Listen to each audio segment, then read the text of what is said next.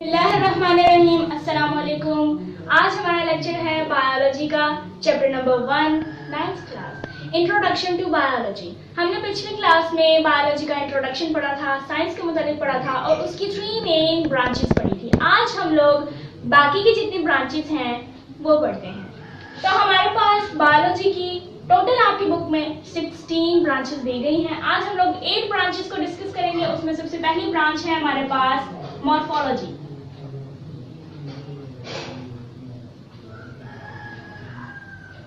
Morphology ऐसी branch है biology की जो फॉर्म्स को रिप्रेजेंट करती है। लॉजी मीन्स टू स्टडी, यानी मुतालिया करना। तो ऐसी ब्रांच जो कि इंसानी फॉर्म को, उसकी साख्त को, उसके स्ट्रक्चर को मुतालिया करती है, उसका स्टडी करती है, ऐसी ब्रांच को मॉर्फोलॉजी कहा जाता है। नेक्स्ट हमारे पास ब्रांच है एनाटॉमी।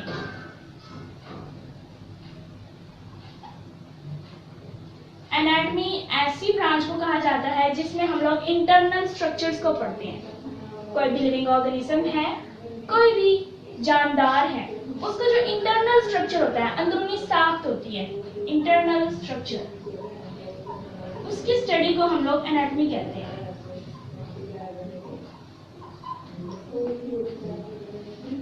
मिसाल ले लेते हैं, हमारे पास है एक फ्रॉग। हमें पता है फ्रॉग एक लिविंग ऑर्गेनिज्म है। अब हमने ये देखना है कि इस फ्रॉग की साख्त कैसी है, उसका स्ट्रक्चर कैसा है, एक फ्रॉग किस तरह से बना होता है, उसके कितने हाथ होते हैं, कितने पांव होते हैं, उसके फेस में क्या क्या चीजें हैं, उसका हार्ट कहाँ पे होता है, उसका लिवर कहाँ पे होता है, उसके अंदरूनी जितनी स्ट्रक्चर्स हैं, जितने भी उसके ऑर्गन्स हैं, उनकी स्टडी, उनका मुतालिया एनाटॉमी कहलाता है। और इसके अलावा अगर हम लोग प्लांट्स की बात की जाए तो फॉर एग्जाम्पल हमारे पास एक मस्टर्ड प्लांट है।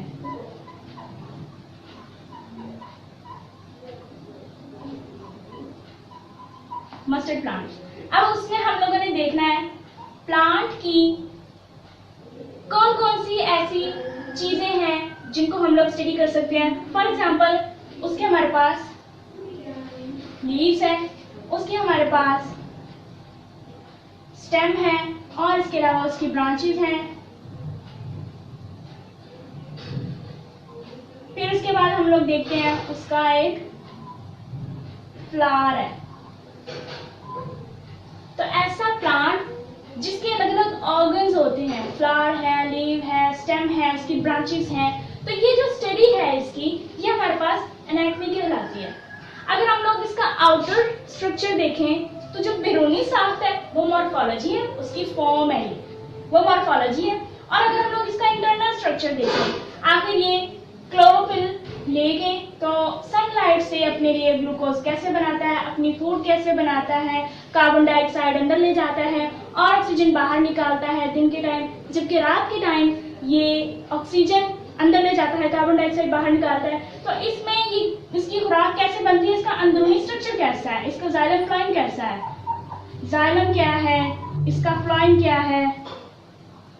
तो ये सारी जो स्टडी है ये सारी एनाटॉमी में होती है। आई होप आपको एनाटॉमी समझ आ गया होगा। नेक्स्ट इसकी ब्रांच है हमारे पास हिस्टोलॉजी। अब हम पढ़ते हैं हिस्टोलॉजी क्या होता है। हिस्टोलॉजी बायोलॉजी की ऐसी ब्रांच है जिसमें हम लोग टिश्यूज की स्टडी करते हैं। बायोलॉजी में जहां भी नाम हिस्टो आ जाए, हिस्टो का मतलब होता है टिश्यूज। टिश्यूज इंसानी स्ट्रक्चर का वो हिस्सा है जो वन और मोर देन वन सेल से मिलकर बना होता है, वन या फिर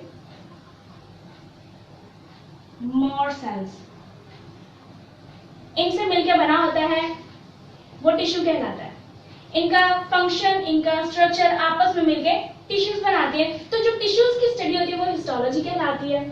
फॉर एग्जाम्पल हमारे यहाँ पे है एक ह्यूमन है, उसके अंदर होता है मसल टिश्यू।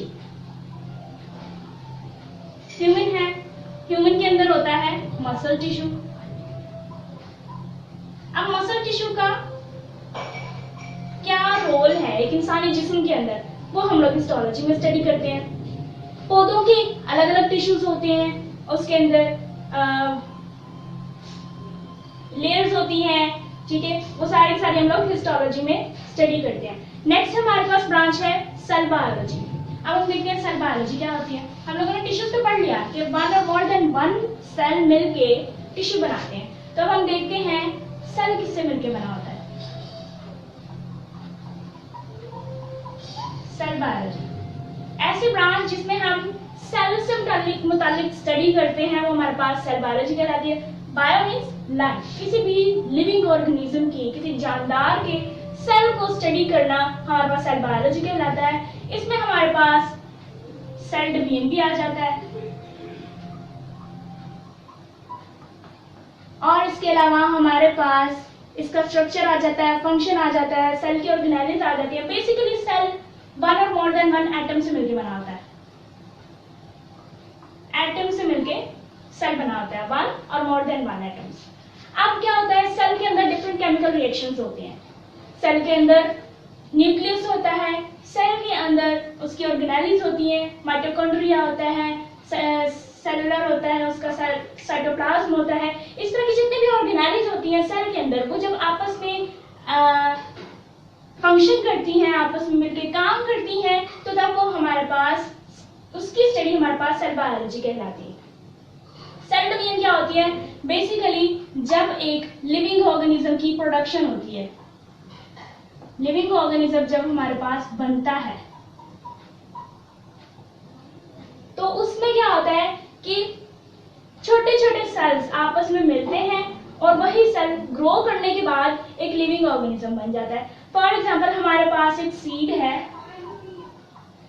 इसमें बहुत सारे सेल्स हैं। जब ये सेल्स आपस में इकट्ठे होते हैं ज्यादा सारे और ग्रो होते हैं, ग्रो होने के बाद हमारे पास एक मैच्योर प्लांट बनता है। तो ये प्लांट ऑब्वियसली हमारे पास एक लिविंग ऑर्गेनिज्म है। तो क्या है कि इसकी जो सेल डिवीजन होती है सीड्स की, तो हमारे पास लिविंग ऑर्गेनिज्म बनता है। ऐसी बायोलॉजी जिसमें हम सेल के स्ट्रक्चर, उसके फंक्शन और उसकी डिवीजन के बारे में स्टडी करते हैं, वो हमारे पास सेल बायोलॉजी कहलाती है। नेक्स्ट ब्रांच है हमारे पास फिजियोलॉजी। फिजियोलॉजी का मतलब फंक्शन।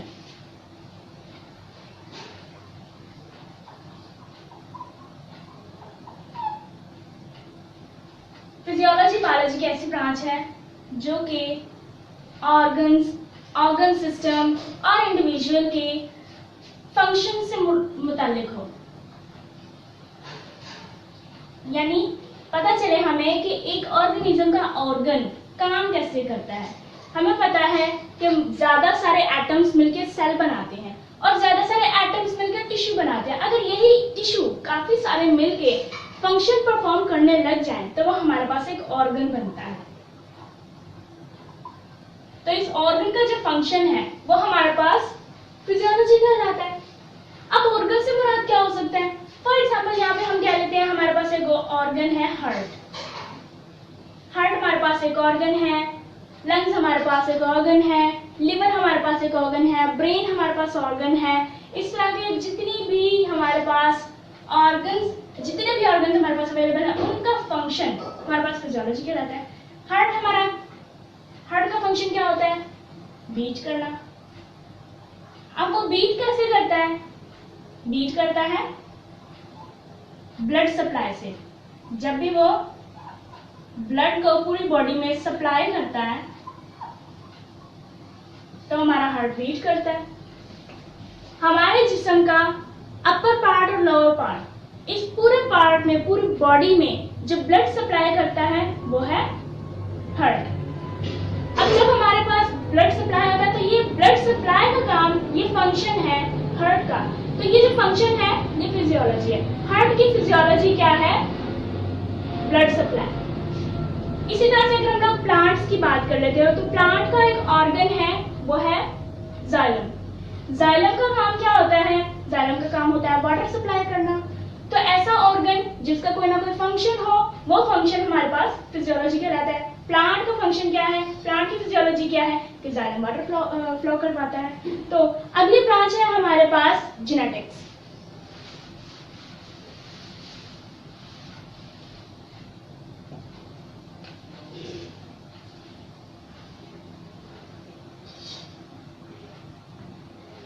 लफ्ज जीन्स से निकला है और जीन्स का मतलब होता है हेरिडिटी कैरेक्टर्स, हेरिडिटी कैरेक्टर्स। अब हम ये देखते हैं हेरिडिटी कैरेक्टर्स क्या होता है। ऐसी खुसूसियात जो हमें विरासत में मिलती हैं, जो हमें हमारे आबाओ अजदाद से मिलती है, हमें हमारे एंसेस्टर से मिलती है, वो हेरिडिटी कैरेक्टरिस्टिक्स कहलाती हैं। इसे हम विरासत बोलते हैं। विरासत। अब हमने स्टडी करना है जीन्स के मुताबिक। जीन्स का मतलब है हेरिडिटी कैरेक्टर्स, विरासत। तो अब ऐसी कौन सी कैरेक्टरिस्टिक्स हैं जो हमें हमारे बड़ों से मिलती हैं, हमारे आबाओ अजदाद से मिलती हैं, हमारे पेरेंट्स से हमें मिलती हैं। तो उसकी एग्जांपल हम कुछ इस तरह से ले लेते हैं। फॉर एग्जांपल, एक बच्चा है, उसके पेरेंट्स की आइज हैं ब्लू, और अगर उस बच्चे की आइज भी आगे से ब्लू होती हैं तो हम कहते हैं ये उस बच्चे की कैरेक्टरिस्टिक्स है जो कि उसके पेरेंट्स से उसे मिली है। उस बच्चे की भी आइज ब्लू है। अगर एक बच्चा है, उसके पेरेंट्स की आइज ब्लू है और उस बच्चे की आइज ब्लैक होती हैं, तो हम कहते हैं कि ये अपने पेरेंट्स पे नहीं गया, यानी इस बच्चे की आइज ब्लू नहीं ब्लैक है। तो इसका मतलब है इसके फोरफादर्स में कोई ऐसा शख्स है जिसकी आइज ब्लैक है, जिसकी वजह जीन्स है। जीन्स ट्रांसफर होती है first generation to next generation, और उसकी वजह से हमारे पास पेरेंट्स टू ऑफस्प्रिंग कैरेक्टरिस्टिक्स जो आती हैं, हम कहते हैं कि ये जीन्स की वजह से। तो हो सकता है उसकी फैमिली में कोई, उसके पेरेंट्स से ऊपर कोई शख्स हो जिसकी आइज ब्लैक हो, दैट्स व्हाई उस बच्चे की आइज भी ब्लैक होंगी। तो ये होते हैं हमारे पास हेरिडिटरी कैरेक्टरिस्टिक्स। तो हम लोग हेरिडिटरी कैरेक्टरिस्टिक्स को जेनेटिक्स में पढ़ते हैं। जीन्स एक बहुत ही स्मॉल आइटम होती है, बहुत ही स्मॉल आइटम होती है जिस्म की, एक बॉडी की, एक ऑर्गेनिज्म की, जिसमें वास्ट अमाउंट में इंफॉर्मेशन होती है, बहुत ज्यादा होती है। अल्लाह पाक ने जीन्स को इतना स्पेसिफिक किया हुआ है, इतना ज्यादा स्पेसिफिक किया हुआ है कि एक आम इंसान जीन्स के मुतालिक पूरी की पूरी स्टडी नहीं कर सकता। ये बहुत ही वास्ट अमाउंट में फील्ड है जीन्स की। जीन्स के एक जीन के अंदर आप अगर अंदाजा लगाएं, हम लोगों ने 5000 बुक्स लिखी हैं, उसमें जो एक बुक है वो 1000 पेजेस पे मुश्तमिल है, और हर किताब में अल्फाज भी लिखे होंगे। ऑब्वियसली ये मुकम्मल होगी, 1000 पेजेस पे मुकम्मल लिखी गई किताब होगी। तो ऐसी 5000 किताबें जिनके बीच में 1000 पेजेस वाली एक किताब हो, तो उसका नॉलेज टोटल कितना बनता होगा आप खुद ही अंदाजा लगाएं। इतना नॉलेज जस्ट एक जीन में होता है, और एक इंसान में कितनी जीन्स होती हैं हम इसका अंदाजा नहीं लगा सकते।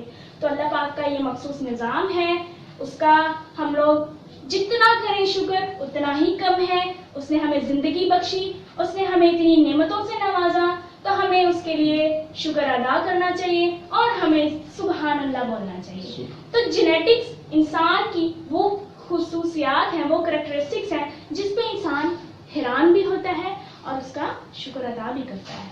ये हो गई हमारी जेनेटिक्स। अब हम लोग पढ़ लेते हैं एम्ब्रियोलॉजी। हमारे पास लास्ट ब्रांच है एम्ब्रियोलॉजी। एम्ब्रियोलॉजी हम लोग पढ़ लेते हैं। एम्ब्रियोलॉजी लफ्ज निकला है एम्ब्रियो से, and logos mean to study embryology। Embryo से लफ्ज निकला है, एम्ब्रियो का मीनिंग होता है स्मॉल पार्ट, यानी एक ऐसा ऑर्गेनिज्म जो कि अभी इन्फेंट हो, अभी बहुत ही छोटा हो, जिसने अभी ग्रो करना है। यानी सेल जब डिवाइड होता है तो सेल के डिवीजन के बाद जो ऑर्गन बनता है, ऑर्गन सिस्टम से ऑर्गेनिज्म बनता है, वो ऑर्गेनिज्म अभी बीइंग डेवलप्ड हो, अभी वो मुकम्मल बना ना हो, अभी उसकी डेवलपमेंट हो रही हो, तो वो हमारे पास एम्ब्रियो कहलाता है। तो ऐसी स्टडी जिसके बीच में हम एम्ब्रियो की स्टडी करते हैं वो हमारे पास एम्ब्रियोलॉजी कहलाती है। फॉर एग्जाम्पल हमारे पास एक प्लांट है, उस प्लांट का एम्ब्रियो है हमारे पास सीड। अभी हमारे पास एक सीड है, हम सीड को डाइसेक्ट कर लेते हैं, उसको काट लेते हैं बीच में से। फॉर एग्जाम्पल ये हमारे पास सीड का एक कोट है, ठीक है। फॉर एग्जाम्पल ये हमारे पास डाइकोट सीड था, हमने उसका एक कोट ले लिया है, ठीक है। अब यहाँ पे सीड की ये वो चीज है जहां से छोटा सा मिनी प्लांट उगना शुरू होता है। जब ये प्लांट उगना शुरू होता है तो यहीं से ये ग्रो करता है और मट्टी से बाहर आ जाता है। जब ये मट्टी से बाहर आता है तो फिर एक बहुत ही वास्ट अमाउंट में बड़ा सारा एक पौधा बन जाता है और नीचे से ये जो सीड है, इसी सीड से आगे ब्रांचेस निकल आती हैं। ये वो ब्रांचेस हैं जो सॉइल से मिनरल्स देती हैं और प्लांट को आगे प्रोवाइड करती हैं। तो इसमें जो सीड है वो क्या है, एक एम्ब्रियो है। सीड एक एम्ब्रियो है।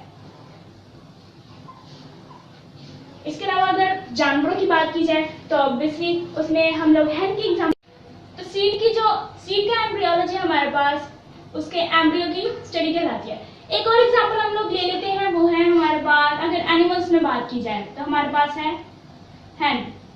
उसका हमारे पास न्यू इंडिविजुअल क्या होता है, न्यू ऑर्गेनिज्म क्या होता है, उसका एग। एग में क्या क्या चीजें होती हैं, एक होता है उसका न्यूक्लियस, यानी कि येलो पार्ट। जो येलो पार्ट होता है वो हमारे पास न्यूक्लियस होता है और जो व्हाइट पार्ट होता है उसे हम काइटिन बोलते हैं। न्यूक्लियस और काइटिन मिलके एक एग बनाते हैं और एग के गिर्द अल्लाह पाक ने इतनी मजबूत झिल्ली बनाई हुई है जिसने अंडे को इतना मजबूत कर रखा है कि अगर इसके ऊपर हम लोग वजन डालें 200 पाउंड तो ये तब भी नहीं टूटता। इसमें इतनी मजबूती होती है। न्यूक्लियस और काइटिन की बात की जाए तो काइटिन उसका व्हाइट मटेरियल होता है जो कि न्यूक्लियस इस्तेमाल करता है। जब एक न्यू इंडिविजुअल बनता है तो वो न्यूक्लियस की मदद से बनता है, बिकॉज न्यूक्लियस सेल का वो हिस्सा होता है जहाँ पे उसकी जीन्स की इन्वॉल्वेशन होती है, वहाँ पे जीन्स अपने आप को ग्रो करता है और एक न्यू लिविंग ऑर्गेनिज्म बनता है। जब ये न्यू लिविंग ऑर्गेनिज्म बनता है तो वो न्यूली इंडिविजुअल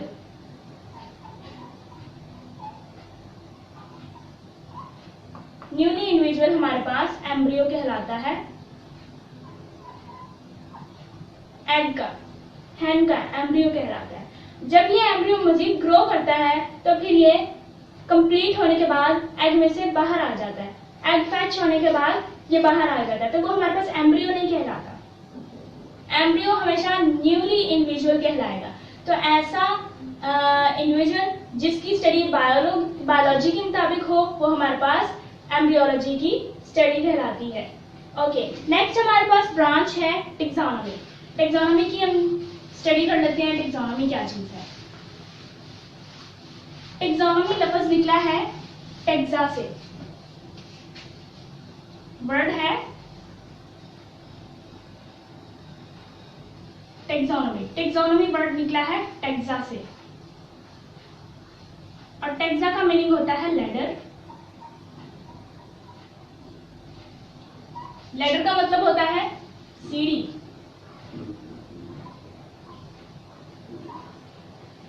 तो ऐसी ब्रांच बायोलॉजी की जिसमें हम लोग ऑन द होल ऊपर से नीचे शजरा नस्ब पढ़ते हैं, किसी भी ऑर्गेनिज्म का उसकी हिरार्की पढ़ते हैं, उसका टेक्सा पढ़ते हैं, उसकी एंसेस्टर्स की लिस्ट पढ़ते हैं, वो हमारे पास टेक्सोनोमी कहलाती है। फॉर एग्जाम्पल हमारे पास एक डायवर्सिटी है पोलर बेयर की, जिसे हम बर्फानी रीछ भी बोलते हैं, बर्फानी भालू है ये। अब हम लोग क्या करते हैं, इस पोलर बेयर की स्टडी करते हैं। हमें पता है कि इस पोलर बेयर के फोर फादर्स जो से थे उनमें एक ऐसा बेयर था जो बहुत ही ज्यादा दुबला पतला था, वो ज्यादा खाता नहीं था। तो उसकी वजह से क्या हुआ कि उसकी आने वाली जनरेशन आहिस्ता आहिस्ता ना खाने की वजह से खत्म हो गई। लेकिन चूंकि उसकी दूसरी जनरेशन में बाकी के पोलर बियर्स थे तो दूसरी तरफ से उसके बियर्स चलते गए, मजीद उसकी वैरायटी आती गई बियर्स की, लेकिन एक वैरायटी उसकी खत्म हो गई। तो ये जो हमने इसकी एंसेस्टर्स की स्टडी की है ये हमारे पास टेक्सोनोमी कहलाती है। अब अगर हम लोग प्लांट्स में बात करें तो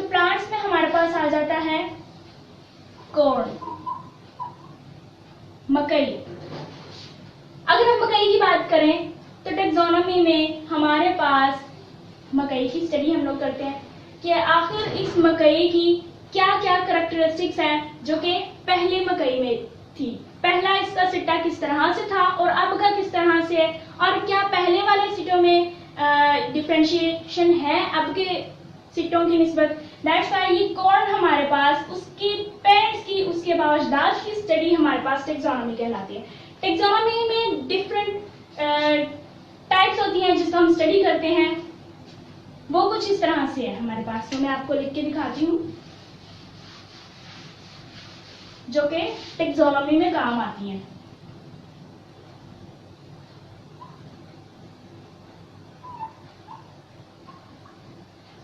किंगडम,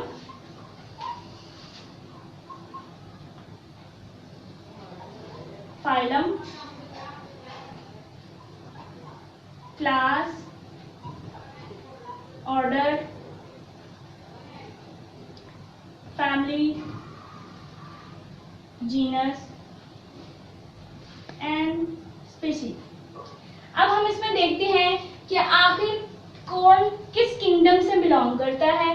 फिर हम देखते हैं उसका फाइलम क्या है, फिर हम देखते हैं उसकी क्लास क्या है, वो प्लांट है या एनिमल है। ऑर्डर देखते हैं हमारे पास, अगर ये प्लांट है तो ये किस ऑर्डर में आ रहा है, मोटे दानों वाले में से है या बारीक दानों वालों में से है। उसके बाद इसकी फैमिली हम लोग देख लेते हैं, ये बॉटनी की, बायोलॉजी की किस ब्रांच से है।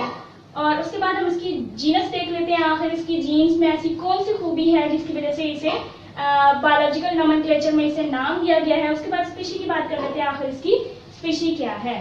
तो कॉर्न की मुकम्मल लाइफ हिस्ट्री इस टेबल के अकॉर्डिंग स्टडी की जाए, वो हमारे पास टेक्सोनोमी कहलाती है। तो टेक्सोनोमी के मुताबिक हम लोगों ने पढ़ लिया। आज हम लोगों ने 8 ब्रांचेस पढ़ी बायोलॉजी की, बाकी की 8 हम लोग नेक्स्ट लेक्चर में पढ़ेंगे। आज के लिए इतना ही। सो देखो, सोचो, पूछो, सीखो, the more you know the more you grow. Allah Hafiz.